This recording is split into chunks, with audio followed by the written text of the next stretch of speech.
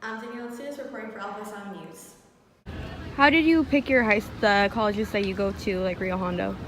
The next Giant event will be in January. I'm Danielle Anzures reporting for Alpha News. I'm Danielle Anzures reporting for El News. Have a nice day. Rio Hondo's Photo League Club has taken over the gallery once again for the fall semester. The event was held between the 5th and 6th of November and showcased students' arts to the general public. There is no general theme for the gallery. Instead, students in the club were just required to submit anything they wanted. The goal was to cover each wall with art from other people.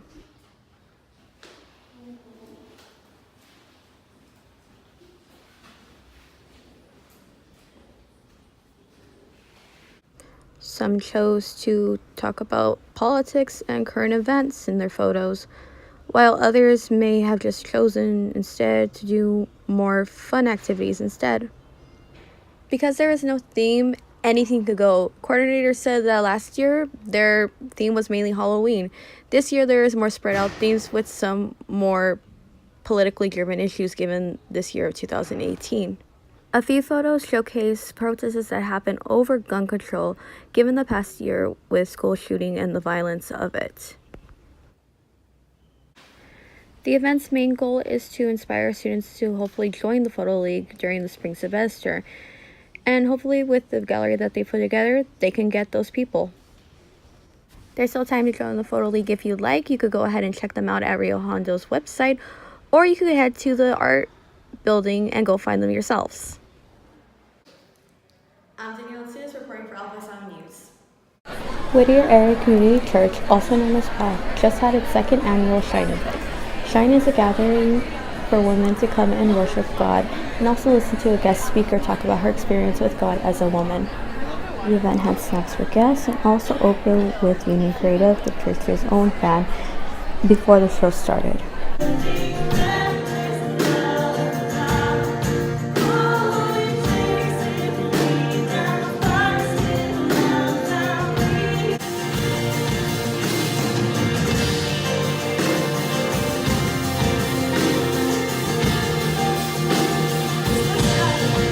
After singing was over, Christy Thomas, the children's pastor, came out to talk about her struggle with religion and coming to terms with her own identity with God. My struggle has been that the picture of my life looks very different from what I thought it would. And I know that's not an uncommon thing, you know. For me, that picture that just made sense, and it was very much a no-brainer, was that following God faithfully and doing the things He called me to do, and I had this desire to be married and have children, and to invest in my kids and be able to be with them until they grew up. The next Giant event will be in January. I'm Danielle Anzures reporting for Alpha News. My name's Richard. I work for Patchy Patch & Stein as a vendor, and we sell patches to all the colleges from San Bernardino to Santa Ana to Los Angeles, and we're going to do that for the rest of the year. How did you pick the colleges that you go to, like Rio Hondo? I guess it's just within a radius of where I'm at and where my other partners are at. So I'm all over. I go east, west. So really every college possible that we can go to. Do you have an on-store site? No, we have a website and it tells you the different events that we do. We also have an Instagram, but you can't buy just yet online. Are all the designs yours, or do you hire people to do them? We curate them, so we buy them and distribute them. How many patches do you sell, like, on the daily? On a daily, I couldn't give you a number, but from 9 o'clock to 3 o'clock, it's pretty consistent. I couldn't say off the top of my head. What's your position in the business? I'm an employee for the owner, and I help them sell the patches at the colleges. They're my coworkers or bosses, but they're my friends. So we're all It's like a small business? It's a small business, yeah. She has a couple other businesses, so this is another business of hers. And we just help her expand it. Where can we find you online? Like on your website? PatchyPatchenstein.com, it's on the banner, or Instagram, PatchyPatchenstein. Right. When the original She-Ra Princess of Power series came out in the 80s, the main purpose was to sell toys and market little girls who were interested in He-Man only with a Barbie doll design instead.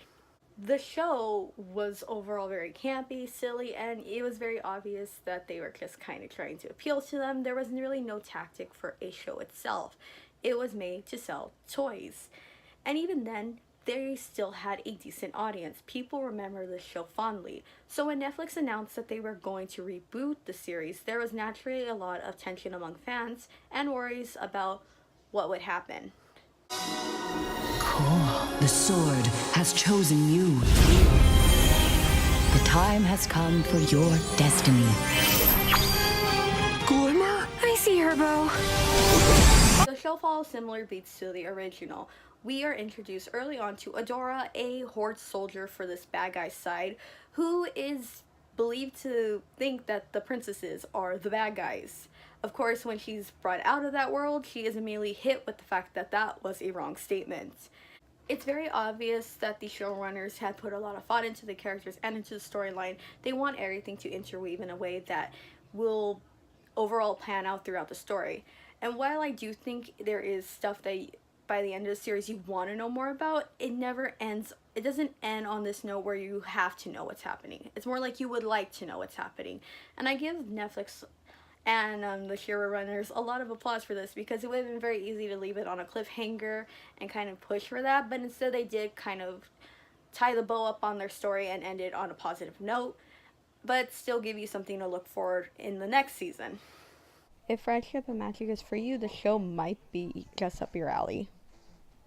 I'm Danielle Anzures reporting for El Paisan News. Have a nice day.